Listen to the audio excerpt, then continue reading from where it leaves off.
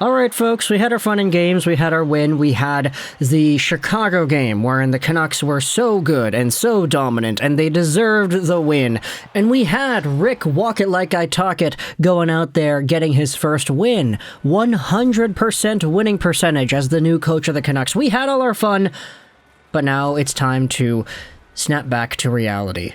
Oh, there goes gravity. The Vancouver Canucks play off against an actually good team in their second game under Rick Tocchet the night after beating the Chicago Blackhawks, and they get absolutely dominated. No walking around it. This was probably like the worst game the team has played in a long time, and that's saying something because the team has played some pretty bad games. Either way, though, this is a 6-1 game that could have been as bad as maybe 9, 10, 11-1 if it weren't for Spencer Martin making the odd really good save once in a while. The Vancouver Canucks just could not get anything going, and the Seattle Kraken, for the first time in their entire franchise's existence, finally get a dub over their buddies just north of Highway 99 and I-5. So what happened in this game, and why was one sea creature so much better than the other? Well, I'm gonna go out there and chalk it up to just the Vancouver Canucks being the Vancouver freaking Canucks.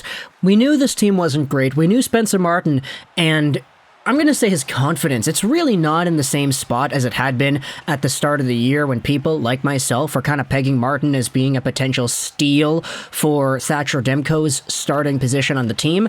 But overall, when I think about what happened tonight, I just think of Seattle having a mission in their minds, having an identity that they want to uphold, and just pushing it down the Vancouver Canucks zone continuously with zone time and pressure and shots and opportunities everywhere. The Vancouver Canucks got held in their zone so much in this game that Spencer Martin, even though he let in 6 goals on 34 total shots for a really bad save percentage, he still probably was the best Canuck out there. He had some really game-breaking saves and shots that really could have been guaranteed goals just thwarted away because he kind of had to be that good.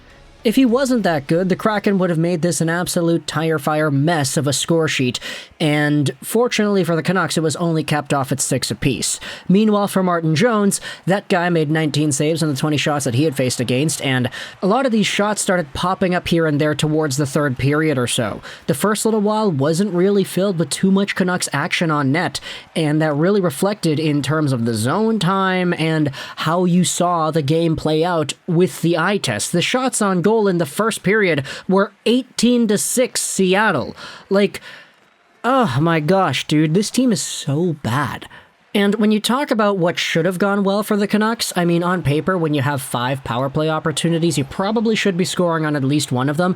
And if one of these chances ends up being a 4-minute double minor, you have to go out there and convert.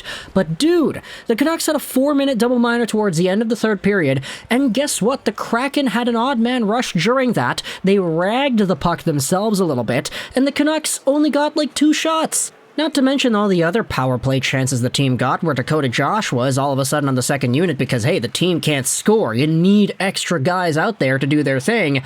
But Seattle, on the other hand, complete opposite story. Sure, their penalty killing was perfect, but their power play was lightning hot.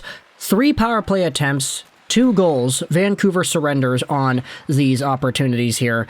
And overall, this was just a terrible game to watch from the perspective of a Canucks fan looking for some entertaining Canucks hockey. Even if you're on Team Tank, like many of us seem to be, that was a bad game. Like, I want my 2.5 hours back. You know how many movies I could have watched in that time span? Maybe like 1.5, but like, still, that was a waste of time. Let's go over the goals just to talk about them because we need to fill out the time anyway. First goal of the game comes 7 minutes in. It's Oliver Bjorkstrand who starts the scoring, assisted by Adam Larsson. Remember when that guy was traded for Taylor Hall? And Vince Dunn, who has been phenomenal this season. Second goal of the game, just a few minutes later on the power play, it's Alex Wenberg. Jordan Eberle tips a McCann shot towards the side of the goal, where Wenberg is there to shove it in. Third goal of the game. In the second period, it's that aforementioned Jared McCann, who comes right down the left side after some very nice passing by Seattle, confusing the heck out of the Canucks penalty killers. McCann gets the puck on the left side, streaks down towards the goal, and snipes it short side. The 4-0 goal is Eli Tolvanen. He has a one-timer in the slot set up by Yanni Gourde. A very nice shot from a very nice goal scorer. We had talked about Tolvanen several times before. So I'm personally really happy to see him continuing his goal-scoring success. Unfortunately, it's against the Vancouver Canucks, but what are you going to do? The game is already 4-0 at this point. And then Oliver Bjorkstrand goes out there and gets himself yet another goal, assisted by Larson and Gourde.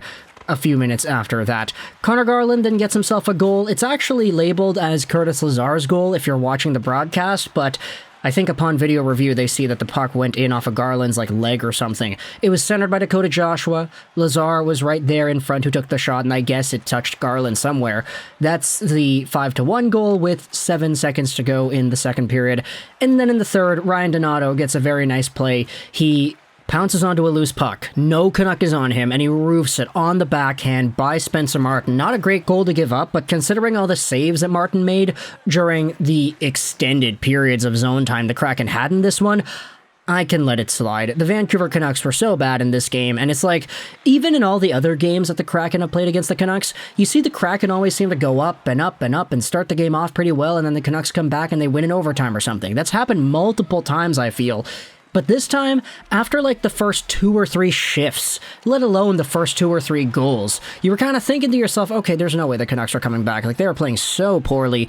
I get that it's a back-to-back, but it's night and day, the difference between Vancouver playing Chicago and Vancouver playing Seattle. Rick Tocchet, man, he's coming in here and getting welcomed up with open arms to a Vancouver Canucks team that is the epitome of inconsistency. So I think that's it. I'm kind of done here. I don't think there's anything else to talk about. This game wasn't remotely entertaining. It was kind of entertaining seeing the Canucks miss all their power play opportunities, including Bo Horvat missing a wide-open net set up by Andrei Kuzmenko on a cross crease. Bo could have had a career high in goals by now. My fantasy team could have been cooking. This is why I'm losing to Audie James, because guys like Bo Horvat and Andrei Kuzmenko and Nazem Kadri and Johnny Gaudreau have all stopped scoring. It's a lot for me to process for my fantasy team. I might just not open the app anymore and just leave it on autofill. I'm not really too sure where I'm going with this, but either way, talk to the comments on your thoughts about the Canucks and the Kraken, because this game absolutely blows. Rick Tocchet, man, this is what you're dealing with. We can talk about the lines, and we can talk about all of the other things with the organization and what they're planning to do in a future video. I saw a really good tweet thread from Cody Severson on stealth tanking. I really want to talk about that tomorrow, so let's go ahead and do that as a video for tomorrow's show. But for now, let me know your thoughts in the comment section about the game, the Kraken versus the Canucks. I guess if there are any Seattle fans in here, hey, really good for you guys finally beating Vancouver. They are definitely not the team that deserves to be holding that thing over your head that, oh, you haven't beat us, because look at the Canucks right now. They're a tire fire. It's a disaster. Your team is so much better than ours, and it's difficult to go out there and even try to compare the two and think of them in the same league. But either way they are, because the National Hockey League is the NHL. And yeah, tanking exists. Don't let Bettman fool you otherwise. So thoughts in the comment section below about the Canucks versus the Kraken. I hope you enjoyed this video. And bye.